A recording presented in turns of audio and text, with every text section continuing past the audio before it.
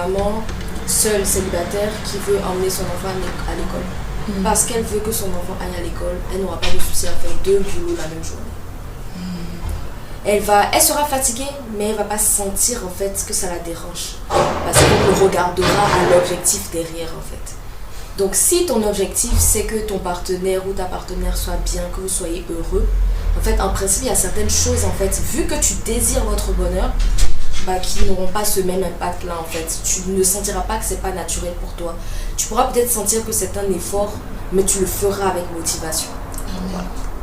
Je vous laisse avec le générique.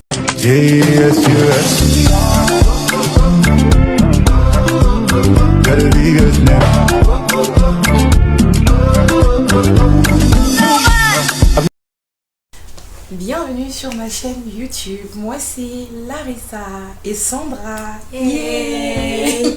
Aujourd'hui, je ne suis pas seule. Donc voilà, nous sommes en très belle compagnie, très belle femme. D'accord. Donc aujourd'hui, nous allons parler de la puissance du langage d'amour. Donc vous allez comprendre plus en détail que le titre là, ça fait bizarre. Ça signifie, vous allez comprendre. Donc n'hésitez pas à liker, partager, laisser un commentaire et surtout activer la cloche de notification de telle manière que lorsque nous allons poster des vidéos, vous pourrez recevoir très rapidement. Vous serez les premiers à recevoir mes vidéos. Merci beaucoup. Yeah. Du coup, Larissa m'a permis de pouvoir voler la caméra dans un instant. C'est moi qui ai le micro maintenant. Donc, je vais te poser des questions, ma soeur, sur le langage de l'amour. La première question est la suivante. Pourquoi est-il essentiel de connaître le langage d'amour de son ou sa partenaire? C'est important de savoir le langage d'amour de son ou sa partenaire. Déjà, premièrement, parce que on n'a pas la même manière de voir l'amour. Et on n'a pas la même manière d'exprimer son amour. On n'a pas les mêmes désirs. Par exemple, il y a des personnes qui, désolée, je vais aller plus loin, qui aiment bien, avoir des rapports ensemble. Mais il y a des personnes qui non. Donc, comment en fait arriver à savoir qu'est-ce que je peux introduire pour qu'en fait ça passe, ce que moi j'apprécie le plus. C'est juste un exemple. Et aussi, il y a aussi par exemple, il y a des personnes qui aiment par exemple les cadeaux. Il y a des personnes qui aiment pas des cadeaux mais un temps de qualité. Il y a des personnes qui n'aiment pas forcément, pas que le temps de qualité, mais préfèrent plus des voyages, des choses ensemble. Il y a des gens en fait, ils ont plein de langages d'amour. Et c'est comment connaître ce qui plaît le plus à ton conjoint. Parce qu'on dit que dans le couple, notre Pépé nous dit toujours, notre pasteur, l'apôtre Ivan Kassa nous dit toujours que, en gros, on vient pour donner. On vient pas pour recevoir. Si tu t'attends à recevoir, c'est là où tu vas être blessé. Donc voilà, c'est un peu ça. C'est ça l'importance du langage d'amour. Et de connaître le langage d'amour de son ou sa partenaire. Ok, merci infiniment. Je suis contente. Merci pour la première question. Deuxième question. Comment découvrir concrètement le langage d'amour de l'autre au début d'une relation? Comment faire? Faut poser la question à la personne pour connaître le langage de l'amour et prêter, pas seulement proposer et ça entre là et ça sort de l'autre côté. Se le poser et puis le noter même limite pour ne pas oublier ou en tout cas demander la grâce à Dieu que ça assis à l'intérieur de vous.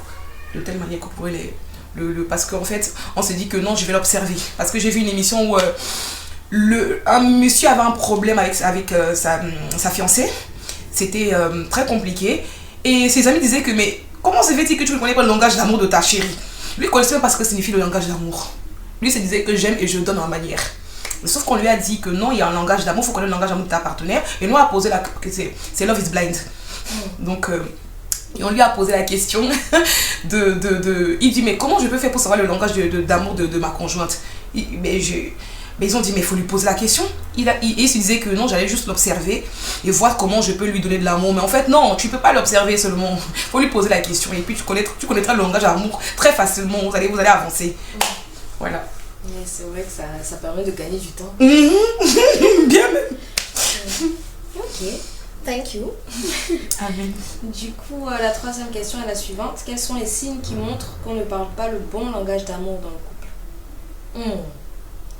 C'est de faire le contraire de ce qu'on s'est dit là. de vouloir recevoir. Ton langage d'amour, c'est je donne ce que moi j'ai, que moi j'ai envie qu'on me donne. C'est ça que tu m'as donné à la personne, mais c'est pas ça en fait. C'est parce que tu as envie qu'on te donne que tu vas donner à la personne. La personne a envie d'autre chose qu'on lui donne. Donc voilà, voilà. C'est ma réponse. Et est-ce que par exemple, par rapport à ça, parce que je profite aussi pour avoir une réponse pour moi, mais en fait, est-ce qu'il y a des choses, par exemple précisément, que tu peux vraiment voir et savoir que la personne ne respecte pas ton langage d'amour, enfin elle ne parle pas ton langage d'amour? Oui, en fait, à un moment donné, tu vas être contrarié. Tu vas pas te sentir aimé. Parce que ça ne passe pas ton langage d'amour. On dit comment on dit l'amour. Tu vas pas te sentir aimé. Tu vas apprécier ce que la personne fait, mais tu vas sentir comme un vide. Comme si en fait quelque chose te manque.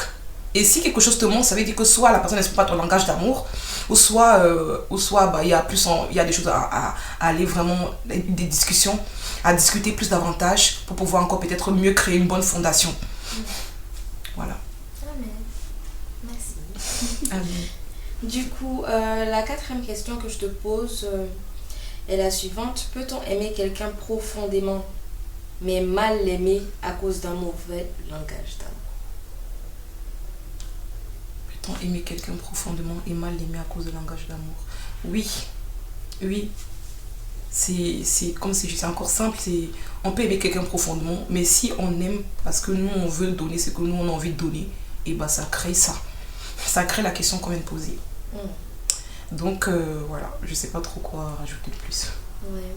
Moi je pourrais peut-être partager quelque chose. Imaginons que y a une robe que tu aimes beaucoup et on te dit que quand tu es allé l'acheter dans le magasin, on t'a dit que la robe en question, faut la laver à la main, faut jamais la mettre dans la machine.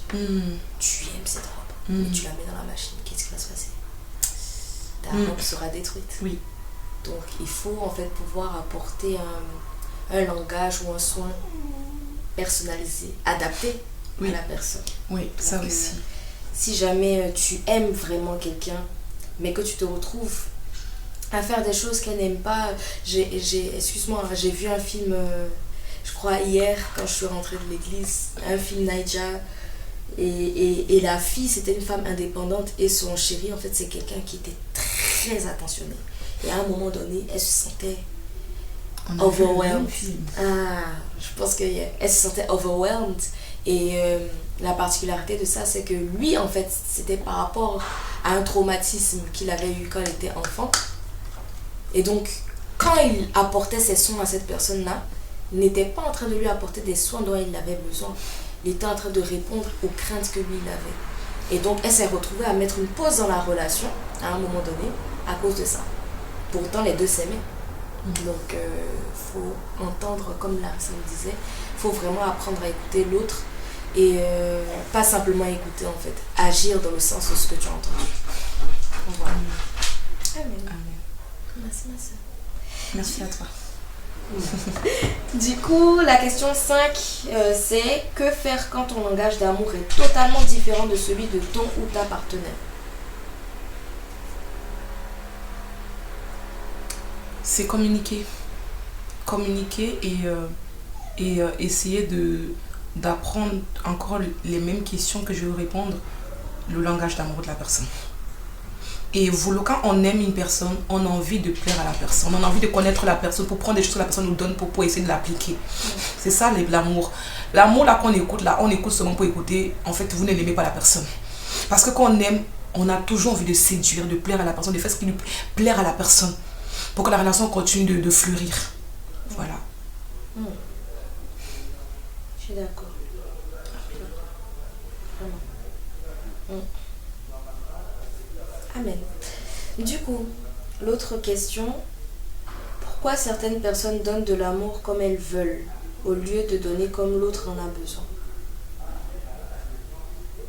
Soit parce qu'elles n'écoutent pas, malgré qu'on les a parlé, parce que je sais que les femmes, elles s'expriment bien, elles aiment exprimer les émotions. Comme Sandra disait tout à l'heure que oui, il y a des qualités que là aujourd'hui, je vais pas accabler vraiment les femmes. Mais là, c'est les hommes, désolé les hommes. Mais très souvent, Très souvent, les femmes expriment, oui, elles sont émotionnelles. Donc, elles ont besoin d'exprimer parce qu'elle fait beaucoup de choses. Elle réfléchit beaucoup, la femme. Elle réfléchit beaucoup, elle a besoin d'évacuer. Donc, elle exprime que oui, tu ne m'as pas montré, tu ne m'aimes pas. Mais elle ne dit pas que tu ne l'aimes pas en général. Elle dit que là, aujourd'hui, tu ne m'aimes pas. Parce que je n'ai pas le sentiment que tu m'as donné ton attention. Donc, elle va se remettre en question que est-ce qu'il m'aime?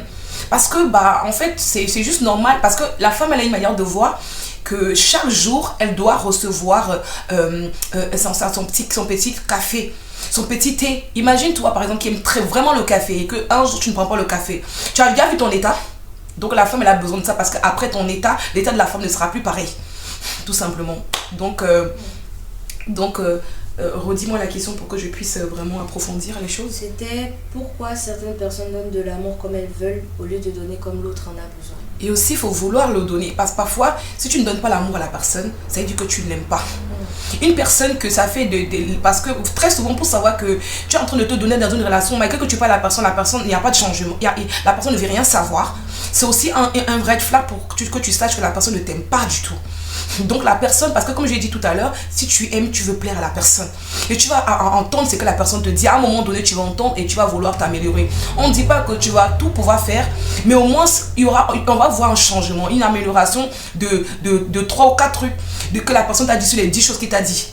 Voilà. On ne dit pas un seul truc, parce qu'il y a des gens qui font des efforts, un seul truc, mais on dit toujours que on les verra par les fruits à un moment donné. Est-ce que ton fruit là va durer? Ou c'est juste pour faire qu'on voit bien pour l'instant et après par la suite on te laisse un peu tranquille et après par la suite plus rien. Bon voilà. Amen.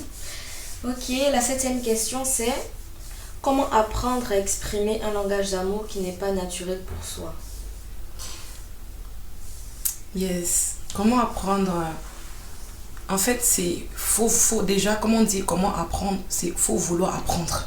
Faut vouloir dire que, en fait, parce qu'on sait voir aussi les bonnes choses chez les gens. Donc, tu peux pas regarder quelque chose qui te plaît et ne pas vouloir devenir cette chose. Sinon, il y a un problème. Tu peux pas, il y a un problème. Donc, faut déjà, si par exemple, tu as un partenaire, il te donne un langage d'amour que tu aimes, il est assez humble. Tu as du mal à être humble, ou il est assez gentil, tu as du mal à être gentil, il est intentionné, tu as du mal à intentionner. Regarde ce qu'il fait pour être intentionné, qui te plaît et applique-le. Et applique-le. Au pire, aujourd'hui, nous sommes entourés des réseaux sociaux qui donnent beaucoup de conseils. Pas les conseils, des conseils avec allez, laissez-vous conduire par l'esprit sur la vidéo que vous allez regarder. Parce qu'il y a des gens qui conseillent, mais les conseils, c'est un peu... on ne sait pas où ça sort. Désolée. Je ne sais pas que c'est pas bien, mais c'est un peu du monde. Donc, je ne conseille pas. Tout simplement.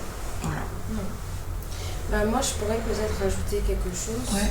Comme Larissa l'a dit, en fait, c'est vraiment de le désirer. Je vais appuyer un peu plus en phase sur ça. Parce qu'en fait, prenons l'exemple d'une maman seule, célibataire, qui veut emmener son enfant à l'école. Parce qu'elle veut que son enfant aille à l'école, elle n'aura pas de souci à faire 2 boulots la même journée. Elle sera fatiguée, mais elle ne va pas sentir en fait que ça la dérange. Parce qu'elle le regardera à l'objectif derrière en fait. Donc si ton objectif c'est que ton partenaire ou ta partenaire soit bien, que vous soyez heureux, en fait en principe il y a certaines choses en fait, vu que tu désires votre bonheur, qui n'auront pas ce même impact là en fait. Tu ne sentiras pas que c'est pas naturel pour toi. Tu pourras peut-être sentir que c'est un effort, mais tu le feras avec motivation. Voilà. Ok. Du coup, question 8. Quels dégâts peuvent apparaître dans une relation quand les langages d'amour ne sont pas compris? Dégâts. Les dégâts, c'est qu'un jour, j'ai vu deux couples chrétiens qui exprimaient en fait qu'à un moment donné, c'était tellement tendu dans leur foyer. Et en fait, limite, l'homme l'irritait. Parce que l'homme ne parlait pas son langage d'amour. Et ça a commencé à créer un froid, une distance. Une distance. Elle ne voulait plus passer du temps avec son chéri. Parce que il n'y avait pas le langage. Le gars était intentionné. Mais là, comme on a dit tout à l'heure, l'exemple que Sandra a pris, l'intention n'a pas empêché qu'elle veuille prendre ses distances. Et après, parfois, ça peut arriver jusqu'à dire qu'on fait une pause ou on se sépare. Dans le danger le danger de cela. Et donc la question c'est encore quoi? Quels dégâts peuvent apparaître dans Donc une les relation? dégâts c'est un peu ça. Les dégâts c'est je n'ai plus envie. Les dégâts c'est je prends mes distances. Et si on était en train de créer une fondation, les fondations sont mises en stand-by. Ou en fait les fondations elles sont mal mises et ça peut aller créer autre chose dans le foyer ou dans le futur. Donc fais attention et vraiment c'est pour ça qu'on est là, c'est qu'une personne prend ça et va apprendre le langage d'amour de sa cheminante ou de son cheminante parce que c'est très important. Parce que bon, comme j'ai toujours dit, que si quelqu'un a le cœur humble et qui entend la voix du Saint-Esprit, qui a dit je parle à mes brebis, entendent ma voix, ils reconnaissent ma voix, ils suivront ma voix, aura l'humilité, même si on n'est pas pasteur comme moi et Sandra, aura l'humilité d'entendre qu'il y a une part peut-être pour lui ici, et prendre et appliquer et voir comment Dieu passe au travers de cela pour se glorifier. Amen. Amen. Je suis d'accord avec tout ce que tu as dit. Parce qu'au final, la rupture viendra aussi en fait du fait que vous ne vous comprenez plus. Oui. Et l'homme ou la femme peuvent se fermer, il peut avoir plein de disputes, il peut avoir plein de trucs. Je suis d'accord en fait. Ça peut tuer l'amour même que vous aviez eu. Les relations humaines, mon Dieu. Du coup,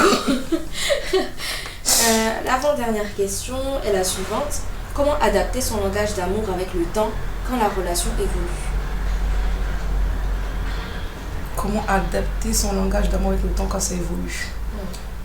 Déjà, le langage d'amour, ça ne veut pas dire que tu prends... le fait de savoir le langage d'amour de son cheminant, de sa cheminante, ne veut pas dire que tu viens donner tout. Il faut savoir donner avec mesure. Et plus la relation elle avance, sortir des facettes même de ce qu'elle t'a demandé. Pour qu'elle sache que tu n'as pas oublié. Ça permet que ça, au lieu que l'amour diminue, ça permet de grandir. Quand elle pense que non, oui, c'est le même, et tu montes d'autres facettes. C'est comme ça que Dieu fait. Quand on dit Seigneur, tu m'as abandonné. Seigneur, les finances, ça va pas, c'est compliqué. Et là, Dieu te dit, quand tu te dis non, vas-y, c'est le désespoir, partout c'est sec, et vas-y, il n'y a plus rien. Et Dieu il apparaît, comme le héros qu'il est, il te montre que j'étais là, t'entends ton histoire. J'étais juste en train de préparer le terrain. En fait, après, tu te dis non, Dieu il est trop fort, parce que quand tu donnes ton témoignage, tu es fier, non? C'est pareil. Quand tu chemines ou tu es cheminé, ou quand vous êtes en train de vouloir cheminer pour vous marier, c'est savoir le donner avec mesure. Savoir raconter ton histoire avec mesure et laisser le Saint-Esprit te dire les choses. Quand ton partenaire t'essaie à te lire, connaît tout de toi, il n'y a plus le goût. Le goût, il faut qu'il ait toujours envie de toi, de te découvrir, de ne pas connaître toutes les facettes de toi. Ça aide à ce qu'il continue de te regarder avec des étoiles dans les yeux. Voilà.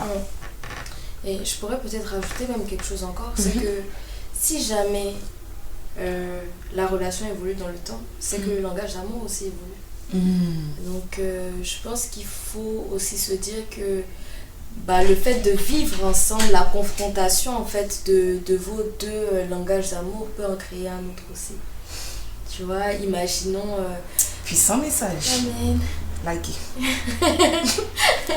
Non mais c'est vrai. Non, commentez. Non. Partagez le like. Comment vous faites pour regarder une vidéo jusqu'à la fin, même pas un like, même pas un commentaire? Même pas, c'est pas, je suis désolée, mais c'est pas c'est pas question de moi, ça m'encourage, oui, mais c'est pour Dieu en fait. Nous, on est des personnes chrétiennes, on vit pour glorifier notre Dieu, on veut qu'il soit vu, mais on veut aussi, pour qu'il soit vu, ce n'est pas seulement en penser à soi, c'est savoir donner aux autres. Je passe une vidéo m'a édifié, je donne aux autres pour que ça impacte une personne, c'est ça en fait, ça va donner. Donc quand je parle, vraiment, c'est inspiré de l'esprit. Voilà, vraiment, c'est pas des lol. Donc voilà quoi, faut comprendre que peut-être vous pouvez avoir le même langage d'amour encore, mais vous pouvez en avoir un ensemble. Imaginons que ton langage d'amour ce soit la disponibilité, le soutien, et que ton partenaire ce soit le service. Peut-être à un moment donné, le langage d'amour ce sera quoi? Ce sera le fait de faire des choses ensemble. Oui, donc ça veut dire que vous pouvez répondre au langage d'amour de l'autre et faire des choses ensemble. Moi, j'aime ça. Moi, par exemple, c'est un langage. Moi, je suis pas une personne. Par exemple, j'aime bien cuisiner. Et j'aime aussi servir la personne que j'aime, qui est peut-être mon futur époux. Je parle du futur époux, à table. J'aime pas quand il vient, il sert dans la marmite que moi je viens de préparer pour lui. J'aime que l'autre qui se sente comme le roi qu'il est. Vous voyez? Donc ça fait que... Mais j'ai aussi besoin parfois qu'il vienne aussi me soutenir en cuisine. Je ne dis pas forcément qu'il va cuisiner, mais le fait seulement de dire que j'ai envie de découper un peu. Est-ce que tu veux que je t'aide? Même si au moins de venir. Après, si je dis non, gloire à Dieu, ça te permet de... Mais au moins se montrer que tu veux participer à ce que je fais. Tu veux aussi, chérie, je voudrais qu'on fasse le ménage ensemble. Moi c'est le problème n'est pas que on ne peut pas faire le ménage. Le problème, c'est vouloir le faire avec le chéri. Parce que dans ça, il y a l'amour que la femme veut passer du temps avec son chéri. Faire quelque chose avec son chéri. Et ça, c'est de l'amour, en fait. Pour certaines, on se dit que moi, j'aime pas faire le ménage, j'aime pas cuisiner. Mais en fait, pour la femme, elle voit ça comme de l'amour. Comme elle se sent aimée comme ça. Donc, c'est un langage d'amour que tu exprimes. Elle voit qu'elle passe du temps avec son chéri comme ça. Donc, voilà, moi, c'est une des choses que j'apprécie lorsque je suis avec un homme. Donc, voilà. Et c'est très important pour moi. Amen. Du coup, zut, dernière question. Comment elle a fait zut? Zut, dernière question. Comment utiliser les langages d'amour pour renforcer une relation et la préparer au mariage? Tu peux aller plus doucement, s'il te plaît. Comment utiliser les langages d'amour pour renforcer une relation et préparer cette relation au mariage? Comment utiliser les langages d'amour pour renforcer? En les exprimant, en étant intentionné. Et j'aime les cadeaux. On n'attend pas de se marier avant de commencer à dire que j'offre les cadeaux. Comme j'ai toujours dit sur ma chaîne YouTube, dans des vidéos précédentes, parce que les gens ils pensent que quand tu chemines avec une femme, le but c'est pour que lorsque tu vas dire est-ce que veux-tu m'épouser, elle te dise oui. Le fait que tu chemines avec elle ne définit pas que tu vas l'épouser. Comprenez bien ça. Les femmes ne sont pas désespérées. Parce que beaucoup d'hommes pensent que les femmes sont désespérées. Le seul problème que les femmes s'inquiètent, c'est le fait que la ménopause. Vraiment. Et aujourd'hui, même il y a la technologie qui fait que certaines femmes, même aujourd'hui, elles se disent que non, je peux aller donner mes ovules ou mes œufs pour le congeler. Donc pour vous dire que vraiment, il y a des choses qui est chez la femme qui fait qu'elle a besoin, elle veut s'y prendre à l'avance. Parce que porter, comme j'avais dit à ma vidéo précédente, porter un enfant n'est pas de lol. Il faut avoir la vigueur, la force nécessaire, les potentiels nécessaires pour porter un bébé. Et donc, c'est pas à tes 40 ans où tu as envie de commencer à apprendre sur tes enfants pour qu'ils grandissent, leur montrer le chemin et faire tes business pour mettre un empire, pour les laisser un héritage. Tu es en train de gérer des grossesses en fait, porter surtout que si vous en voulez beaucoup, c'est invivable, c'est ingérable en fait. Donc, parfois, aider aussi les femmes. Aider les femmes parce que les femmes, c'est pas question de... Elle n'est pas pressée.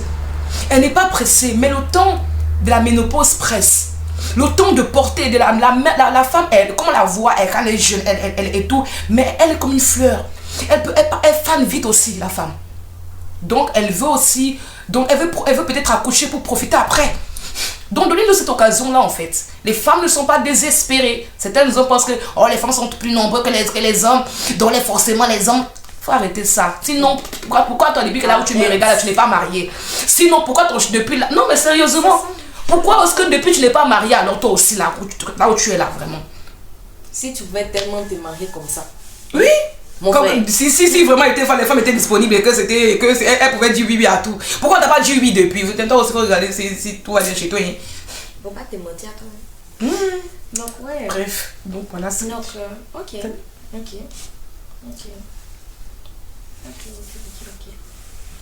Bah écoute, moi je ne rajouterai pas grand chose peut-être si ce n'est que en fait les langages d'amour sont faits pour renforcer la relation et sont faits pour préparer au mariage d'une certaine façon. Bon après bien évidemment il y a des choses un peu plus précises qui composent la préparation au mariage, mais en fait avec les langages d'amour tu crées un couloir qui permet de maintenir cette relation-là. C'est-à-dire que quand vous êtes face à des difficultés dans votre relation, le fait d'avoir ces langages-là vous permettent de vous rappeler de ce que cette relation représente pour vous. Amen. Et puissant donc, message. Ça a cet impact-là. C'est vrai, en fait, c'est des fondations. Mm. Tu mets, on dit que éduque un enfant à son plus bas âge dans la bonne voie et il grandira et ça te donnera bon. Amen. De la même manière, quand tu commences une relation, de la même manière que tu vas, comment la fondation va être, vous allez avancer, vous n'allez pas vous en détourner. Mm. C'est aussi pareil, donc la fondation est importante. Amen. C'est tout pour moi. Alors, merci Sandra d'avoir pris la caméra. Je reprends un peu le petit micro.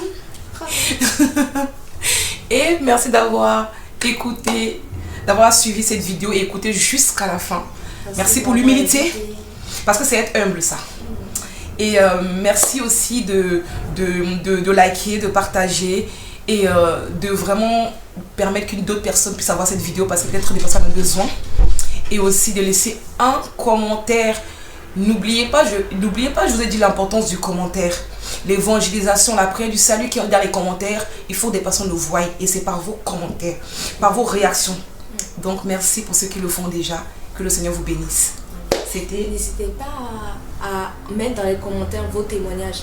Si vous avez vécu des choses de ce type-là, si vous avez des choses à rajouter pour les différentes questions, dites-le, ça édifie tout le monde, même nous. Et si vous voulez, mettez juste en commentaire langage d'amour si vous avez apprécié la vidéo. Votre langage d'amour. Yes. Comme ça, on saura. En tout cas, je vous remercie. Je vous souhaite de passer une bonne journée, une bonne semaine. À plus.